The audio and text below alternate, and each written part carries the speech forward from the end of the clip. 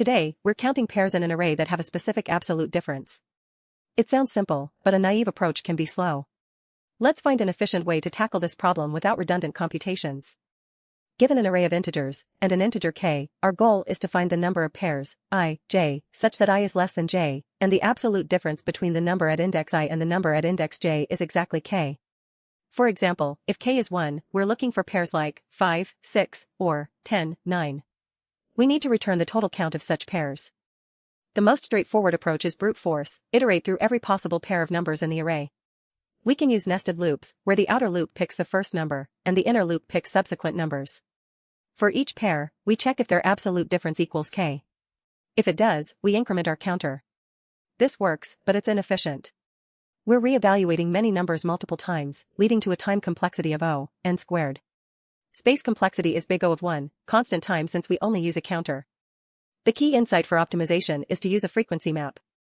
As we iterate through the array, for each number, we want to know if a complement exists that would satisfy the absolute difference k. If our current number is x, we're looking for x minus k or x plus k. If either of these complements has appeared before, we add their counts to our total. We use a dictionary to store the frequency of each number encountered so far. For each number in the input array, we check if number minus k exists in our frequency map. If it does, we add its frequency to our total count. Similarly, we check for number plus k.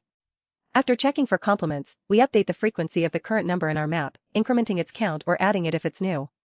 This way, we process each number only once. Let's trace this with the example, nums equals 1, 2, 2, 1, and k equals 1.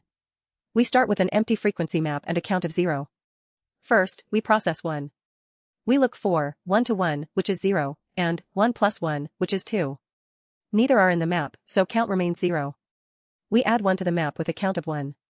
Next, we process 2. We look for 2 to 1, which is 1. It's in the map with a count of 1, so we add 1 to our total count. Then we look for 2 plus 1, which is 3. Not in the map. We add 2 to the map with a count of 1. Now, we process the next 2. Again, 2 to 1 is 1, in the map with count 1, so we add 1 to total. 2 plus 1 is 3, not in map. We update 2's count in the map to 2. Finally, we process the last one. 1 to 1 is 0, not in map. 1 plus 1 is 2, in the map with count 2, so we add 2 to total. We update 1's count to 2. Our final count is 4. After processing all numbers, our total count is 4. This is correct because the pairs are 1 2, 1 2, 2 1, and 2 1, all having an absolute difference of 1. You'll spot this pattern when you need to find pairs or triplets that satisfy a specific sum or difference condition, and the order of elements doesn't matter, or you need to count occurrences. Anytime you're checking for complements in a collection, a hash map is often your best friend. This optimized approach achieves a time complexity of big O of n because we iterate through the array only once.